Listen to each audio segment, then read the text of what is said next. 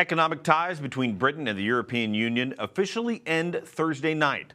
The country severed its political relationship with the 27-nation bloc in January and has been transitioning to economic independence since then. Jessica Parker is a political correspondent with our partners at the BBC News. She joins me now from London. Jessica, thank you for joining us.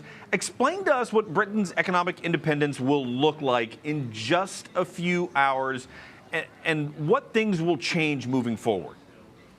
Yeah, I mean, one of the main things that's going to change is clearly how the UK and the European Union trade with each other. So being part of the European Union means that you're in the single market, the free movement of goods, services, capital, people, and in the customs union as well, where goods can move around freely, and then those in the customs union apply a sort of common external tariff for goods coming in from non-EU countries. The UK is, as of 11 p.m. UK time tonight, leaving the customs union, leaving the single market. There has been a free trade agreement struck, so there won't be tariffs and quotas on goods going to and from the EU and the UK, but there will be new checks and more paperwork. So that's going to be some new bureaucracy for businesses. Now, the UK is phasing in controls of things arriving from the EU, but the EU is applying those controls pretty much from day one. So there's an expectation of potentially some disruption at the border, particularly on the channel between the port of Dover and Calais. But of course, tomorrow, as we go into this new phase of the relationship with the European Union, it is going to be New Year's Day, and so there's an expectation that you'll see less traffic, less movement across the border. Because of that, things might pick up a bit going towards, say, January the 4th. But of course, as well, there's much less travel, leisure travel, business travel because of coronavirus. So that lessens the amount of traffic that you'll see between the borders as well. Of course, the UK is such an important partner with trade on this side of the pond. How will this impact the international economy moving forward? Yeah, well, I mean, that's a really interesting question. Now, I think those that support Brexit think that this is a great moment for global Britain, because Britain now will be able to strike independent trade deals, which it couldn't do before because it was part of the customs bloc of the European Union. What we've largely had so far in terms of new trade deals have been rollover agreements, so basically replicating agreements that the EU had with other countries. However, a more bespoke agreement was agreed with Japan, and there are other talks going on, including, of course, with the United States. That is regarded as a really key trade agreement to try and reach over the coming months. But I think it's still to be determined, and those who were very anti-Brexit, who believe it's better to stay in the European Union, in their view, they think it was a bad idea to leave Britain's biggest trading bloc because of the bureaucratic burdens that it will put on businesses. This is Britain's biggest economic change since World War II. Talk to us about the changes that you and other British citizens can expect to see just in their everyday lives when they leave where they live. Yeah, I mean, so trade is obviously something that we've talked about extensively, but there will be other changes. So, for example, immigration. Rules around immigration are going to change. So being part of the single market meant that if you lived in the UK, you could go to EU countries and live and work freely, and vice versa. That is going to change. Now there's going to be this points-based immigration system that will apply to anyone coming from EU countries or indeed the rest of the world. And going to EU countries will be a little bit different. So for UK citizens who want to, say, travel to an EU country, they can do. They won't need a visa if they're going for less than 90 days, but they will start, if they want to go and live and work in those countries, actually look at individual member states' regulations if they want to go and stay there for longer periods of time. And there are some new bits of bureaucracy as well. If you want to, say, for example, take your pet on holiday to a European Union country. Previously, there were these EU pet passports. That's going to go, and there are going to be new regulations there as well. So there are some changes. But again, because of COVID, of course, we're not really seeing so much travel going on between the EU and the UK at the moment. What are some of the other challenges that are going to be facing the country before leaving the European Union? I understand there's like a 1,200-page rule book.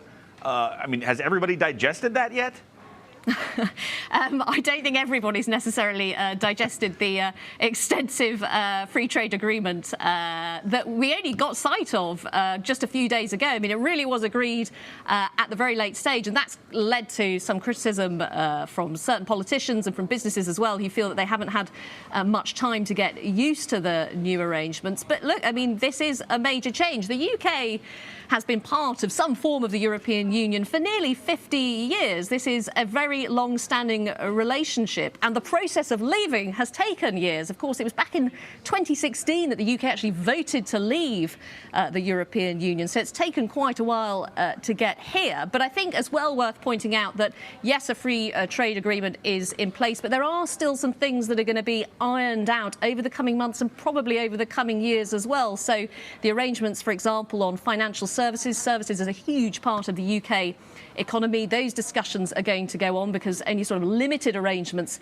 have been reached on that front. So I think that process will continue to go on. And for example, the issue of fishing as well, there's a transition period of 5.5 years agreed in terms of what access EU boats can have to UK waters, and then it'll go to annual negotiations. Fishing has been a particularly sort of emotive issue around the Brexit argument. So discussions, negotiations, they are going to continue to go on over the coming years.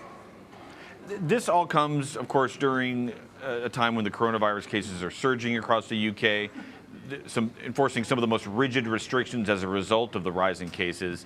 But are we really going to see how things work on, things work on paper one way, but how they work in real life can be different. Are we really going to get a clearer picture now, or are we going to have to wait till after the pandemic to see how all that 1,200-page rule book is implemented? Yeah, I mean, I think obviously coronavirus has impacted the narrative around Brexit. For one thing, actually, over the last year, it's really knocked Brexit off the news agenda. Before that, Brexit really dominated UK news for a long time, particularly when Parliament got particularly stormy. They couldn't seem to resolve the issue of Brexit. And actually, coverage this year of, for example, the trade negotiations has been further down the news agenda than it would have been because of coronavirus. And then in terms of a discussion around what is the impact on the economy, clearly because of coronavirus and huge shutdowns of the economy, that has had a massive impact on gross domestic product here in the United Kingdom. So I think the economic impact of Brexit will maybe be a little harder to pin down in some senses because of what's been going on with coronavirus. And as you say, the situation in the United Kingdom at the moment with COVID is incredibly serious. There's huge pressure on hospitals, record case rates. So I think that will continue to dominate the government's focus into the new year as well. Brexit, of course, is going to rumble on. And I think the arguments over Brexit will continue to rumble on because passions still run very high. And I think those who are really opposed to Brexit, they will perhaps continue to make some arguments around that issue. But I think for now, the government led by Boris Johnson, what they're certainly trying to suggest on this issue is that it's time for a kind of national coming together and time to move on. But to what extent that really happens, of course, we'll have to wait and see over the coming months and years. Jessica Parker with the BBC. Happy New Year. Stay safe and thank you.